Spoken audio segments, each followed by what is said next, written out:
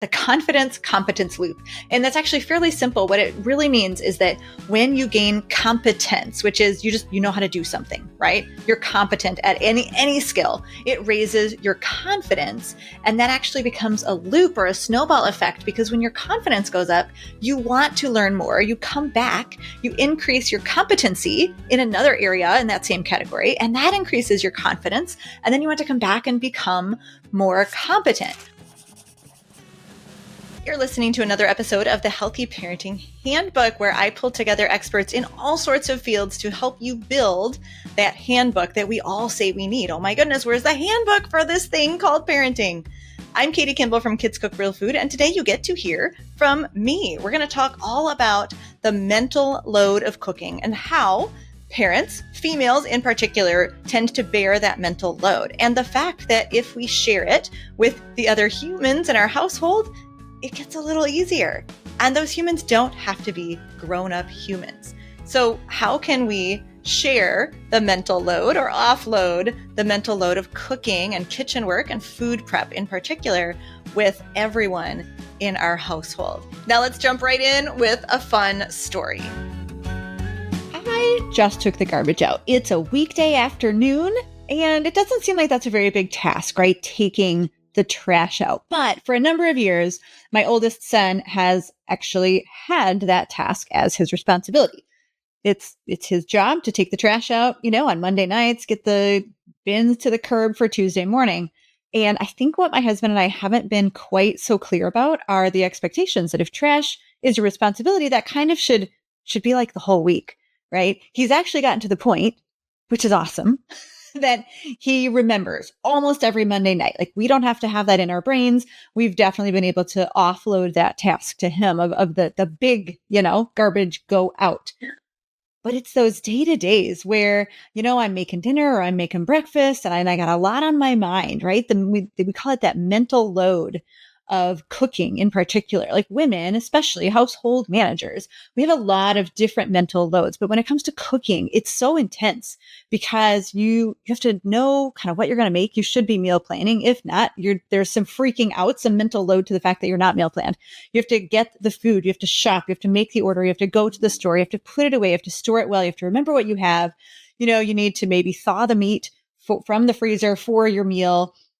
You've got to find the recipe, you got to make the recipe. And then you have to think about, oh my goodness, are my kids going to eat this? Do I have picky eaters? And oh my gosh, is the nutrition well balanced enough so that my kids are going to grow and be strong and be able to think and be successful and get married and fall in love? And it's intense, right? And we just have to find the time to get into the kitchen at the right time, to get dinner on the table at the right time. I feel like it's intense. And when all that is going on and you crack an egg and you put it in the pan and you pitch the eggshell into the trash and the trash is heaped up beyond the plane and the eggshell bounces off and you get an egg white goo on your floor and you're like, right? Sometimes that one little thing, the fact that the garbage is just too full because the teenager doesn't have the mental load. He just has the one task he's supposed to do Monday nights. And there's such a difference between checking one task off a list and keeping everything on your mind when it needs to get done. It's been a really interesting process, parenting, the whole parenting thing, like how we're able to release responsibility and teach our kids to do things. I'm pleased and I'm proud that we've gotten my oldest son, Paul, to the point where he can use a calendar and he can remember that that's his responsibility, right? But there's a whole other step that if he was a real adult in his own apartment or his own home, he'd have to regularly get that garbage out before it's overflowing on the floor. And he hasn't quite hit that yet. And maybe it's because we haven't delegated it well enough. We haven't explicitly explained our expectations. And maybe it's just because it takes some failure and it takes some real responsibility. I'm not really sure. What I do know is that although I did title this Offloading the Mental Load of Cooking, that's the title, it's not possible. It's really not possible unless you go on vacation and leave your house as the household manager, as the CEO mom of your own home.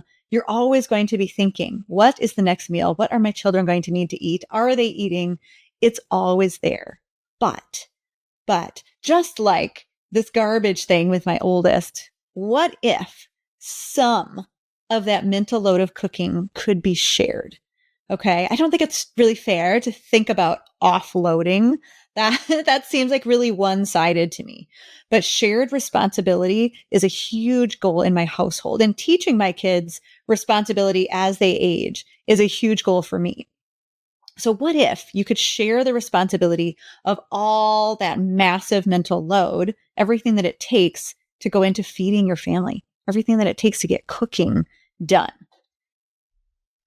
My goal for you is that you can start to see that perhaps teaching your kids to cook, perhaps building the skills in them such that they can share responsibility for part of this cooking can actually reduce not only your mental load, but the physical load on your schedule and the pull on your time, and be good for them too. Wouldn't that be great?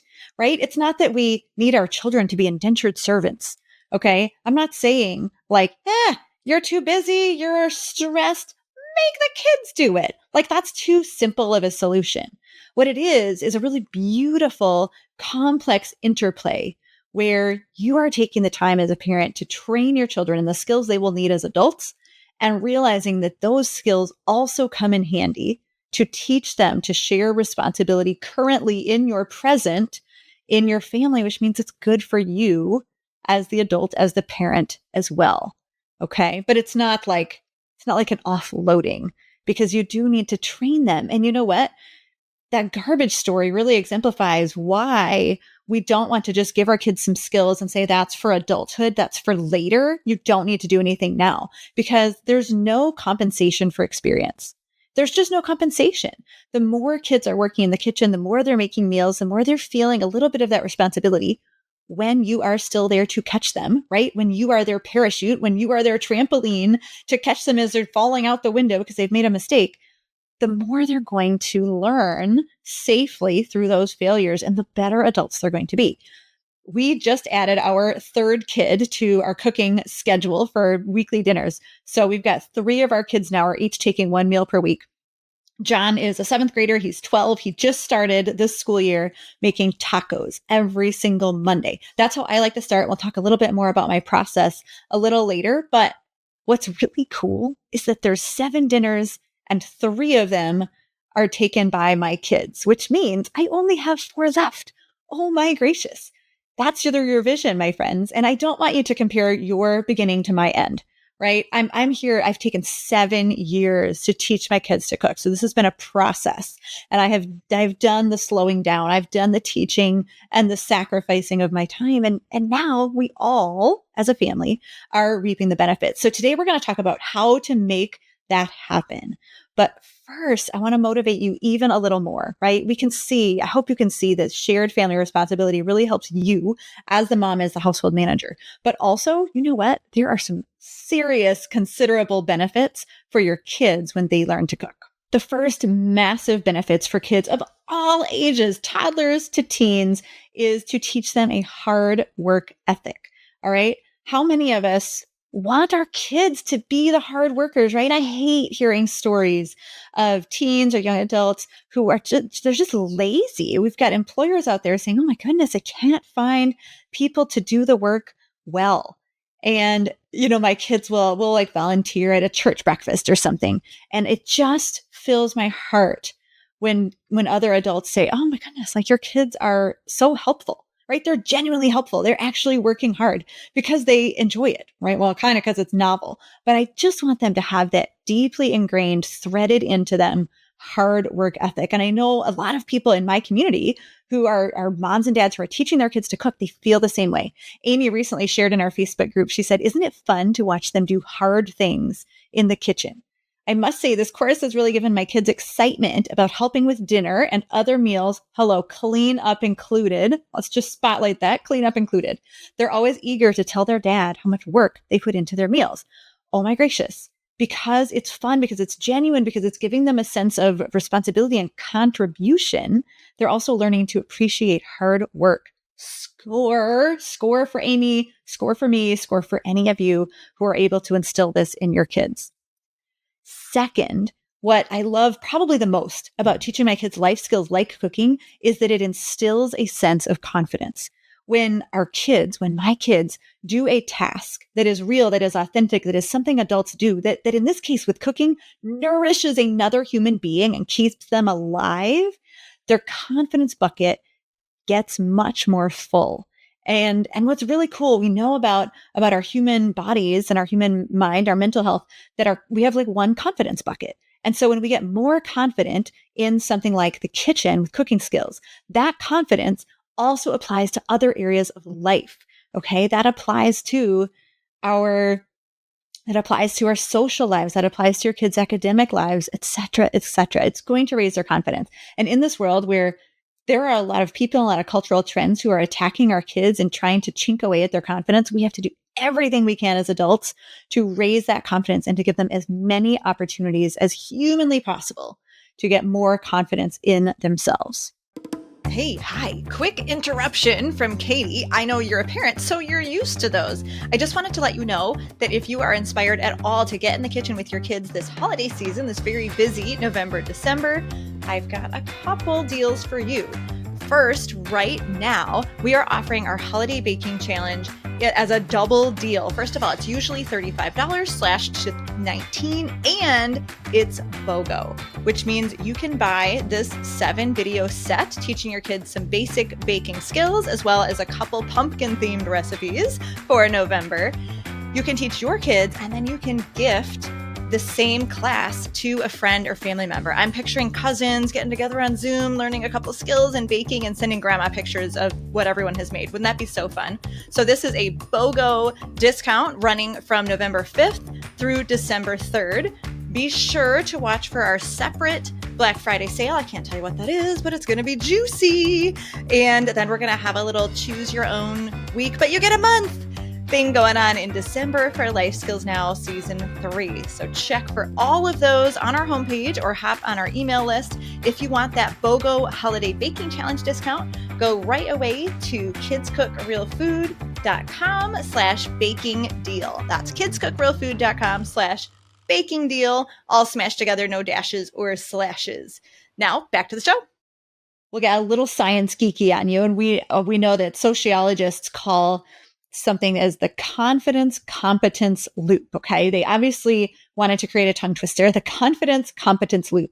And that's actually fairly simple. What it really means is that when you gain competence, which is you know how to do something, right? You're competent at any skill. It raises your confidence. And that actually becomes a loop or a snowball effect, because when your confidence goes up, you want to learn more. You come back, you increase your competency in another area in that same category, and that increases your confidence. And then you want to come back and become more competent, which is why cooking is so cool, because there's always more to learn. And also as parents, this is a great joy because we don't have to teach your kids to cook on our to-do list. It's just get them one skill they're competent at, give them one positive experience in the kitchen. And then this psychological confidence competence loop can take over and build their confidence in all areas.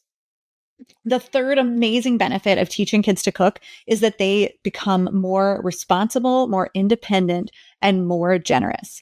When kids know how to cook, they have the ability to serve their family. Personally, I want my kids to be servant-minded kids. I want them to have a generous spirit, both as children and as adults, and being able to serve their family in any way, right? Whether that's unloading the dishwasher, cleaning the toilet, right? Taking the parents' dishes to the dishwasher. There are very simple tasks that can be taught to toddlers to help them grow that servant-minded heart. Servant-hearted mind, servant-minded heart. I don't know, to grow that generous spirit. And I tell you what, cooking is absolutely one of those. One of our cooking class members, Tanya, told her girls, like it's Friday night. I'm just so tired. Let's go out to eat. I really don't want to cook. And her daughter, who is 10, said, Mom, let me go look at the fridge. I feel like I could make something. So 10-year-old Lily walks to the fridge, opens it up, comes back and says, I see all the ingredients for quesadillas. Just sit down, Mom. I got this. Right?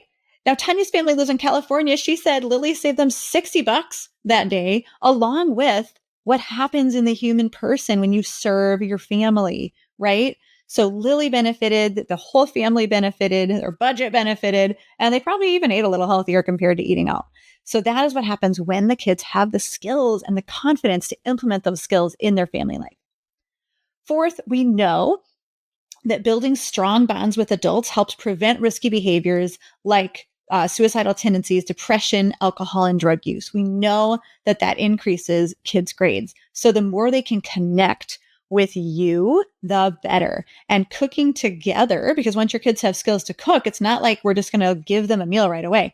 There's a lot of family bonding and a lot of working together, shoulder to shoulder, shoulder to shoulder, working toward the same goal.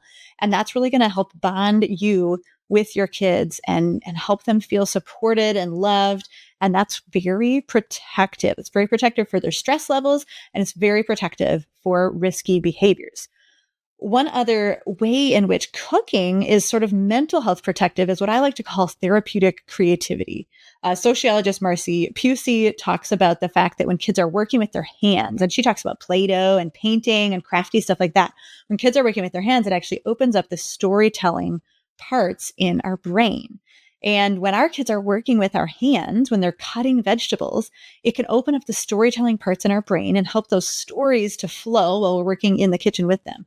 But it also is simply therapeutic to do something repetitive. That's what my son Paul says. He'll volunteer to cut vegetables when we have like a list of family chores, because he says, that it feels really therapeutic to me to get that done. And so that's why I love to call it therapeutic creativity. Now, I know a lot of families are struggling with kids who might be presenting as picky eaters. They might not eat as healthy as you want them to. And so I've got to say the final benefit to kids cooking that I want to talk about today is increasing our kids' palates. Okay. Brain science says that when kids are involved with food, they're more likely to eat it. And this is partly because they're opening a loop, right? When you start something, you want to be involved in the closure of it. And so if they're part of the, creation of the meal, they're more likely to want to taste the meal and engage at the table.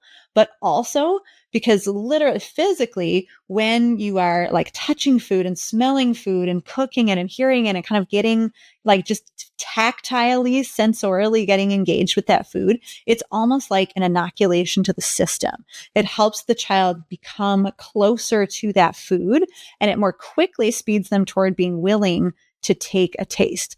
It's not that this is magic, but it's really, really powerful getting kids in the kitchen for those reasons and a few more to help them expand their palate and become more varied eaters. And I think a lot of us would say, man, oh, mister, I really want my kids to eat a wider variety of food.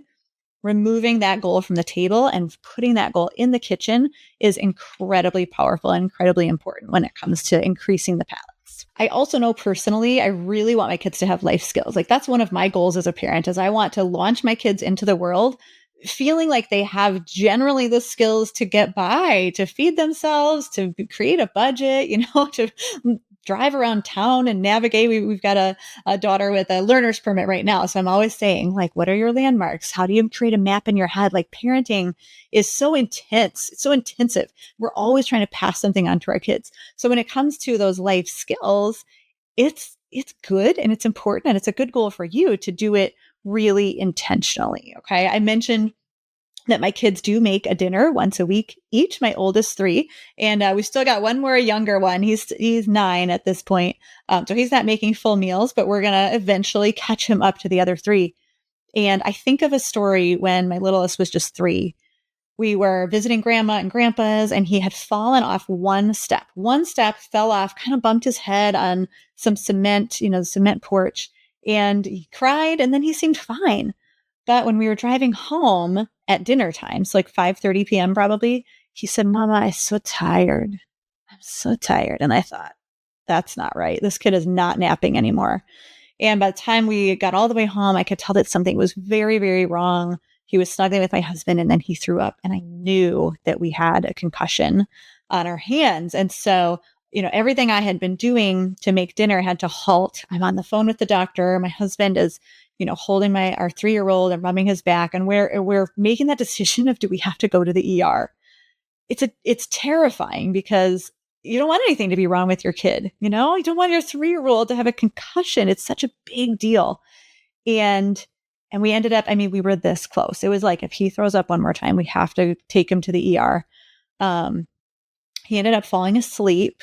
And we're on watch, we're watching him very carefully. But I came back downstairs far too late to be continuing with dinner. And the scene that presented itself was that my three older kids had finished the meal. They had made homemade ranch dressing. They had cut up carrots and cucumbers. They had already said their meal grace and they were beginning to dig in to the main course. And my heart just melted. I thought, this is why we do this, right? This is one reason. Like, there's so many reasons to teach kids to cook, but this is one of them, is that they could step in when I could not. They could take over when I couldn't. And it was such a gift and such a joy in that tough moment. The 3-year-old turned out to be okay. The older kids saved the day. They were awesome. So how does that happen, right? How do we do that? I want to give you a checklist for making that happen. Number 1, skills over recipes. I want you to think about, rather than I'm going to teach my kid this recipe, I want you to teach them specific skills. So if I think about making muffins with kids, which is pretty common, right? Let's make some muffins together. There's probably 7 skills that go into making muffins. So making muffins can be something very large. It can be unreplicable for them other than just making muffins. But what if you just taught how to measure a flat teaspoon? And then at another time, you taught how to measure flour flat. And another time, you taught how to crack eggs.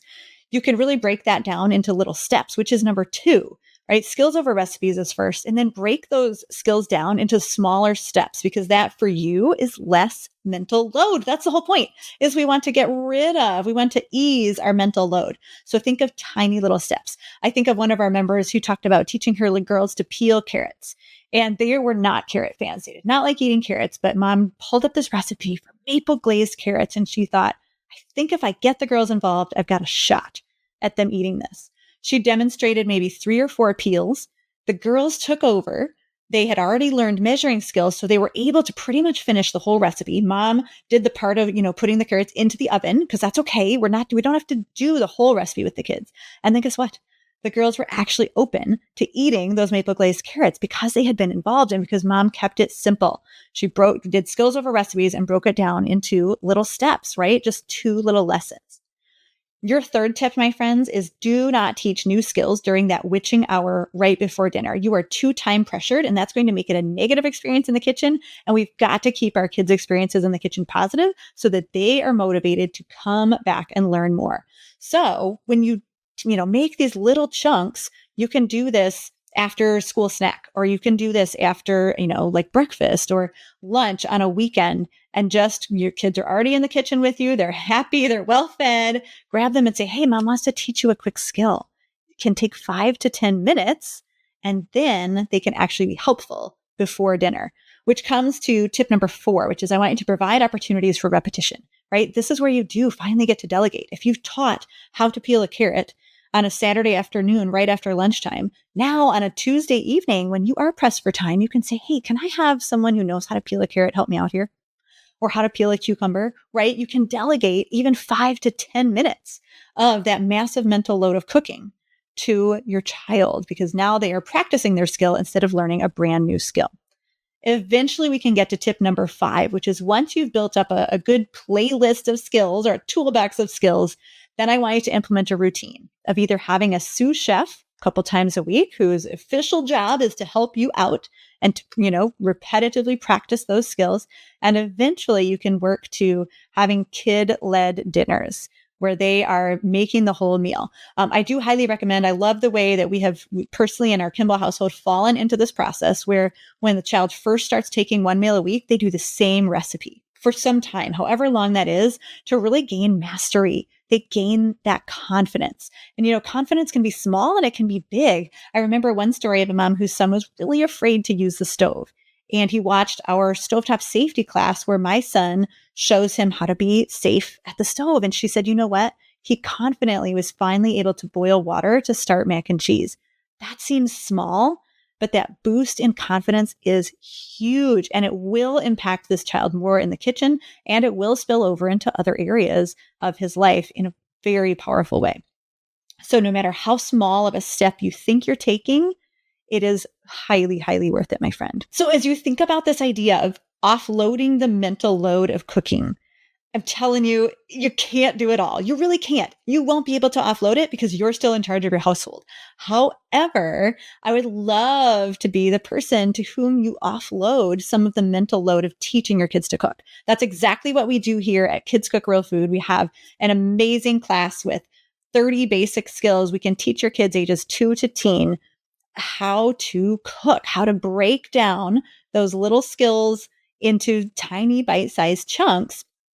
And when kids learn these little pieces from me, then you can skip right to the repetition part, right to the little delegation to your sous chef. And you don't even have to really work that hard on figuring out how to find the time or exactly how to go about teaching them to cook, because we will do that for you.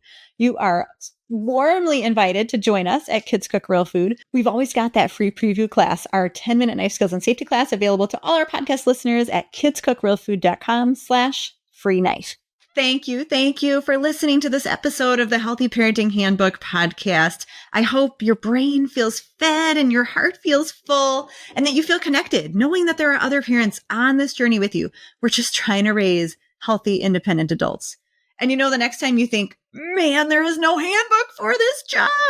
Now there is the Healthy Parenting Handbook. Look up the podcast wherever you listen to your podcasts. Please leave a review, my friends, as that helps other parents who need this information to find us. And of course, subscribe. That's a huge help. You can also look for our shorts as a reel on Instagram at Katie Kimball Kids Cook, or subscribe to the Healthy Parenting Handbook Shorts channel on YouTube. You'll get those bite-sized portions of healthy parenting advice.